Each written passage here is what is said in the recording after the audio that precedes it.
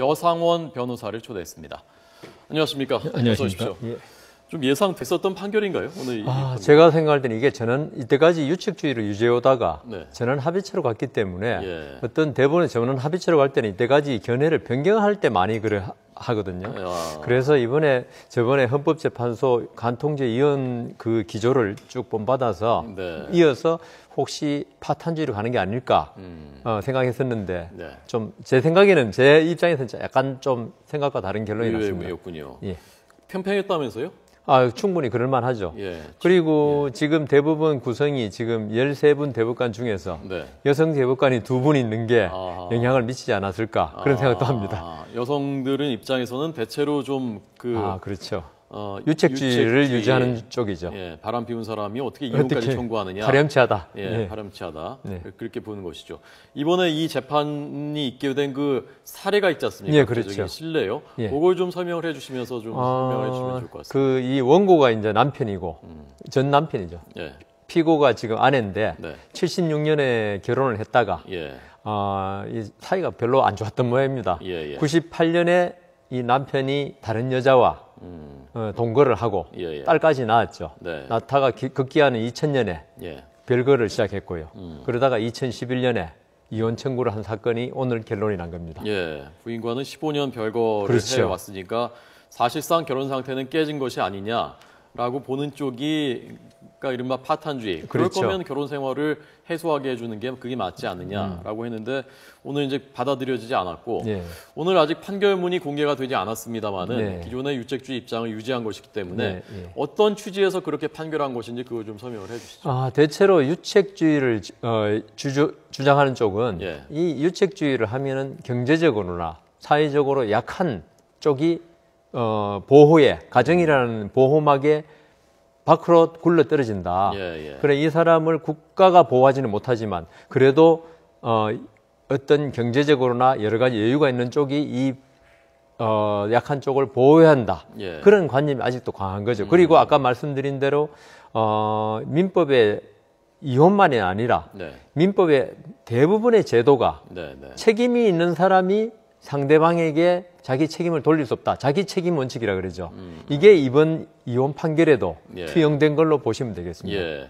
그러니까 이런 경우에는 그 부인이죠. 부인이 이 약자인데 그렇죠. 그것을 법이 보호해 줘야 된다. 그런 그렇습니다. 취지입니다. 자, 그런데 반면에 파탄주의를 주장하는 분들은 그 나름대로의 어떤 논거가 있을 것 아닙니까? 구체적인 사례 속에서. 혹시 그런 사례에서 이런 경우는 좀 그럴 수도 있지 않나 그런 보신 제가 그 대표적인 사례가 예. 2009년에 광주 고등법원에서 난 판결인데요. 예. 남편이 계속적으로 음주, 그다음 뭐 도박 이런 가정을 돌보지 않았어요. 예. 그 이제 그 부인이 견디다 못해서 집을 나왔죠.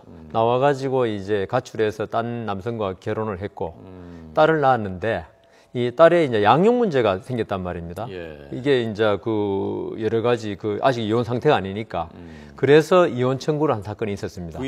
부인이. 근데 그 광주 고등법원에서는 예. 이걸 부인의 이혼 청구를 받아들여 줬습니다. 그러니까 어떻게 보면 파탄주의죠. 왜냐하면은 나와서 동거를 한 거는 어떻게 보면 부정행위거든요. 예. 법적으로 보면은. 아하. 그런데 그 원인 제공자가 누구냐? 예. 남편이다. 음주, 도박, 외박 이런 걸 수시로 했기 때문에 가정 생활을 유지하지 못한. 그래서 제가 그 재판을 쭉 하면서 대체적인 결론이 이 책임이 양쪽에게 동등하게 있거나 약간 강한 쪽의 책임이 더 크거나 이러면은 이혼을 받아들이는 경우가 많고 그래서 대체로 이런 경우에 여성이 이런 걸로 이혼 청구할 때 약간의 유책성이 있을 때 가출했거나 가출을 그 민법에서는 이걸 악의의 유기로 봅니다. 상대방을 버려뒀다. 악의의 유기라 그러죠. 법률용어 유기. 악의적으로 그냥 내버려뒀다. 예, 상대방을 사실은 부인이 그 남편의 그 가혹 행위에 견디다 못해 가출한 거지만 이걸 법적으로는 민법 그 840조에서 악의의 유기라 보는데 이것도 이혼 사유입니다. 누가 유기란 겁니까? 부인이 유기한 걸로 보죠. 법적으로는. 그다음 또 부인이 간통한 거거든요. 어떻게 보면 부정행위를 한 거거든요. 네. 그럼에도 남편의 학대 이런 게 우선 선행해서 그게 결과가 발생했다고 보고 그 부인의 이혼 청구를 받아들여지는 경우가 꽤 있습니다. 예. 그러니까 현상만 결과만 놓고 봤을 때는 파탄주의를 채용한 것 같지만 결국 이제 유책 책임이 있다는 걸 따지는 거니까 원천적인 책임은 남편한테 있으니까 예. 그렇게 보면 또 유책주의를 그대로 따른. 그렇죠. 유책주의 따르면서 예.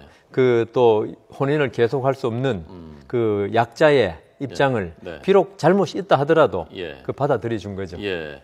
그렇게 좀 그런 경우 말고요. 예. 그냥 진짜 일방이 불륜을 저질러서 서로 남남처럼 돼버렸는데 네. 그런데 그것을 혼인 관계를 해소해주는 그러니까 진짜 그 파탄주의 그런 사례 그렇게 청구하는 사례들도 예, 많죠. 있습니다. 있고 예. 그럴 경우에는 이걸 유책으로 따지는 게 아니고 예. 파탄이나 이런 걸 따지는 게 아니고 예, 예. 혼인 의사가 없다고 해서 예. 이혼을 시켜주는 경우가 있습니다. 왜냐하면은 뭐 누가 불륜을 저지르고 예. 그 집을 나왔는데 이 상태가 15년, 20년 계속된 사례가 있거든요. 예. 그럴 경우에 법원에서는 어떻게 하냐면은 이거는 둘이가 실제적으로 혼인을 계속할 의사가 없다. 그러니까 이혼 의사가 있는 것이다. 네. 해서 이혼을 시켜준 경우가 있습니다. 그러니까 아 있습니까? 예, 그런 경우도? 꽤 있습니다. 그거는 혼인을 지속할 의사가 없는 걸로. 그리고 상대방이 이혼을 거부하는 것은 예. 이것은 그 국가의 법 제도를 이용해서 예. 애정이 식은 상태에서 그 상대방을 구속하려는 것이다. 그러니까 이 사람하고 혼인 생활을 지속할 의사가 없음에도 네. 그 이혼이라는 제도, 이혼이 유책주의 아까 말씀하셨지 않습니까? 그 제도를 이용해서 상대방을 구속하려는 것이다. 실제로는 본인도 나 이 사람과 그 집 나간 남편과 혼인 생활을 계속할 의사가 없다는 거죠. 피고인 아내가. 그러니까 지금 변호사님 지금 말씀하신 그 사례는 어느 한쪽이 뭐 바람을 피웠다든가 명백한 책임이 있지 않은 경우를 말씀하시는 건가요?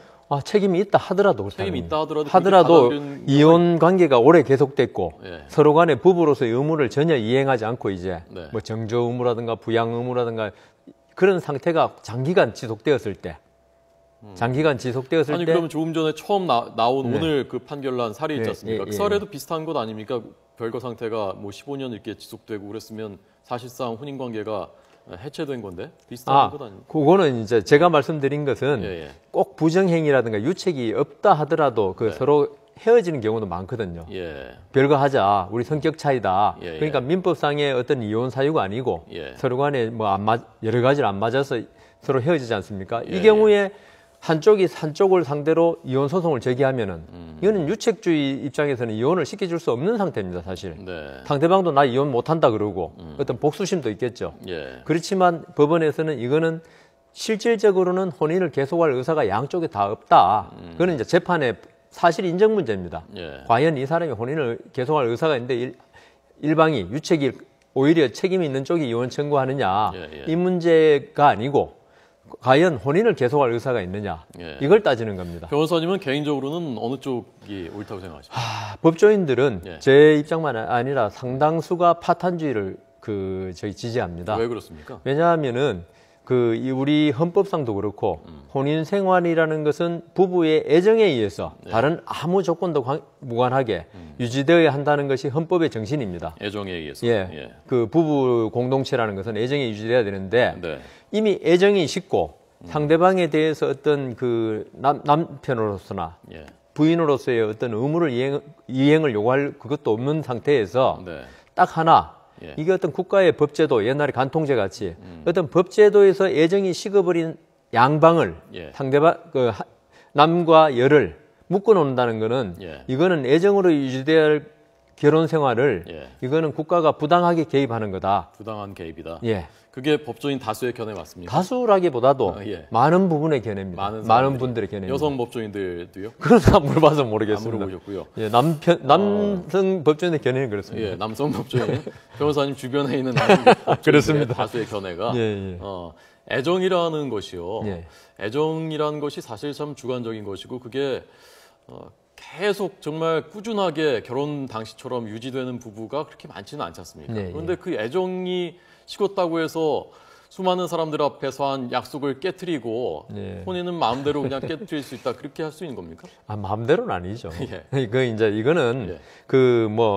부부 싸움 해가지고 부인이 가출해서 친정에 갔다. 네. 일주일 후에 돌아왔다. 예. 이런 걸 말씀드리는 거 아니고요. 예. 상당 기간 지속되었을 때 이미 서로 간의 신뢰가 또 깨어지고 네. 부부 간에서는 애정도 중요하고 그 애정에 바탕한 신뢰도 중요하거든요. 예. 그러니까 이 애정이 깨어졌다는 것은 제가 말씀드린 신뢰조차도 다 깨어졌다. 예. 이런 경우에 변호사님이 판단하시는 그 상당 기간은 어느 정도라고 생각하세요? 한 몇 년간은 계속돼야 되겠죠. 몇 년 정도는 예. 아예 이제 남남처럼 지냈다면 예. 더 이상 예. 그 서로 뭐 만나지도 않고 네. 자식에 대해서 자녀들에 대해서 어떤 부양을 요구하지도 않고 예. 너는 나 나는 나 그리고 서로 또 다른 남녀와 또 관계를 가질 수도 있는 거고 예. 서로 간에 그러면 변호사님께서는 파탄주의를 지지하신다고 하니까 네.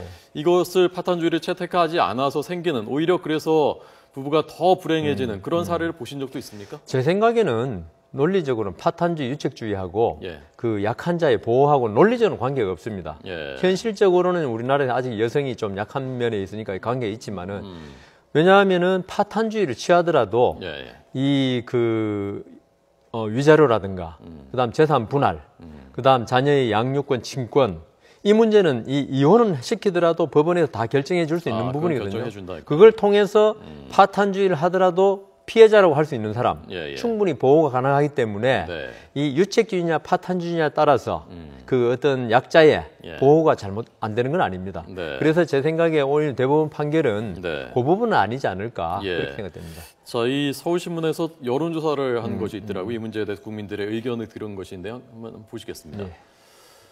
파탄주의 채택에 대한 반대 의견이 85.5%였습니다. 여상원 변호사님 주변에 있는 법조인들은 대다수가 찬성인데 여기는 85.5%가 반대했고요. 그 이유가 외도한 배우자가 이혼 청구를 요구하는 것은 권리 남용이다라고 보는 분들이 50% 응답자에 그리고 제도적인 장치가 마련되지 않은 상황에서 시기상조다. 라는 게 35.5%인데 지금 변호사님의 말씀은 이혼은 하더라도 뭐 친권, 양육권 뭐 이런 것은 그건 그거대로 따로 보장을 할 수 있는 길이 있다. 그런 말씀이십니다. 서울신문이 최근에 8월 21일부터 23일까지 2,000명 대상으로 온라인으로 조사한 결과입니다. 다른 나라들은 어떻게 돼 있습니까? 선진국들이라 그러죠. 그냥 선진국이라고 주로 유럽, 미국을 말하는데 거기서는 거의 파탄주의입니다. 왜냐하면 아까 제가 말씀드린 그런 그 예정으로 유지될 가족 관계가 어떤 법적인 구속으로 유지돼서는 오히려 고통을 줄 수 있다. 왜냐하면 예정이 식었는데 국가에서 이혼도 허락 안 하고 또 우리 심지어 옛날 간통죄 있을 때 같이 그것 때문에 어쩔 수 없이 싫은 혼인 관계를 계속한다는 게 이거 더 큰 고통을 주는 것이다. 해서 파탄주의를 채택하고 있습니다. 만약에 파탄주의를 채택하게 되면요. 이번에도 이제 보수적으로 해서 채택하지 않았지만 앞으로 언젠가 채택을 공식적으로 하게 된다면 그것 때문에 결혼 생활이 더 빨리 붕괴되는 그런 부작용이 있을 가능성은 없다고 생각하십니까? 그거는 제 생각에는 남녀의 어떤 성격, 그다음 인생관, 세계관 문제지. 왜냐하면 간통죄 있고 나서 폐지되고 나서 이제 간통이 늘었다고 하는데 그것은 물 수면 위로 오른 거죠, 이제. 그거지. 간통이 안 하던 사람들이 간통죄 폐지됐다고 간통하는 사람도 없고, 그다음 간통을 할 의사를 가진 사람이 간통죄 있을 때 안 한 것도 아니거든요. 그래서 제 생각에는 이게 파탄주의로 간다고 해서 혼인 생활에 있어서 그게 급격히 해소되고 하지는 않을 것이다. 그거는 어떤 애정 문제 이런 거지. 그거는 그건 도덕의 문제고요. 이런 파탄주의냐 유치자는 법률의 문제이기 때문에 별개의 문제다. 그렇게 알겠습니다. 오늘 대법관들은 팽팽합니다. 아마 7대6인 것으로 전해지고 있는데 어쨌건 유책주의를 그대로 고수하기로 결정을 내렸습니다. 오늘 해설은 파탄주의를 상대적으로 지지하시는 여상원 변호사님한테 들었지만 균형 잡히게 아마 설명을 들으시고 판단을 하셨을 것이라고 생각합니다. 여상원 변호사님 고맙습니다.